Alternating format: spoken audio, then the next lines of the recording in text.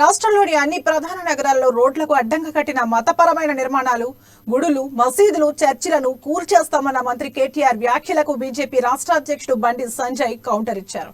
ఆ కూల్చివేత పనులను పాత బస్తీ నుంచి మొదలు పెట్టాలని బండి సంజయ్ సవాల్ చేశారు. అయితే బీజేపీ అధికారంలోకి రాగానే కొత్త సచివాలయం పైన అమర్చిన డోమ్ అను కూల్చివేస్తామని కౌంటర్ ఇచ్చారు.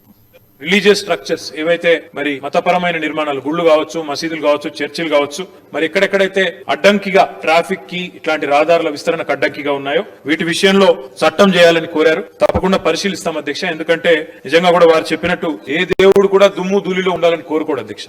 భక్తులు కోరుకోరు, దేవుడు కూడా కోరుకోడు. కాబట్టి తప్పకుండా పరిశీలిస్తాం అధ్యక్ష. ఎందుకంటే గుజరాత్ లో కూడా వారు చెప్పినట్టు గతంలో అప్పుడు ప్రధానమంత్రి గారు ముఖ్యమంత్రిగా ఉన్నప్పుడు గుజరాత్ కి ఒక చట్టం చేసినట్టు మాకు కూడా తెలుసు అధ్యక్ష. కాబట్టి తప్పకుండా పరిశీలించి మరి గౌరవ శాసనసభ దృష్టికి తీసుకొచ్చి ఆ కార్యక్రమాన్ని కూడా ముందుకు తీసుకొని పోతాం అధ్యక్ష.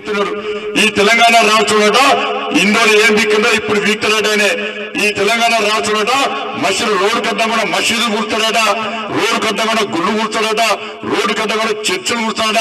అరే బట్టబా నీకు దమ్ముంటే ఓల్డ్ సిటీ నుంచి కూర్చొని స్టార్ట్ అయిపోతే నీకు దమ్ముంటే నువ్వు మొగలు అయితే నువ్వు నిజంగా నీకు విశ్వాసం ఉంటే నువ్వు ఇచ్చిన మాట నమ్మకం ఉంటే స్టార్ట్ ఓల్డ్ సిటీ నుంచి మసీదులున్నా కూర్చు, గుళ్ళున్నా కూర్చు. ఓల్డ్ సిటీ ఇంత గల్లీ లెక్కన ఎన్నుకుంది. ఓల్డ్ సిటీ అభివృద్ధి అందించలేదు.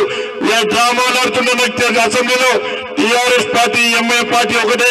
మీరు వేరు అయితే ఇలా జిహెచ్ఎంసీలో కలిసి అధికారాన్ని ఎందుకు పంచుకుంటున్నారు ఇవాళ అసెంబ్లీలో.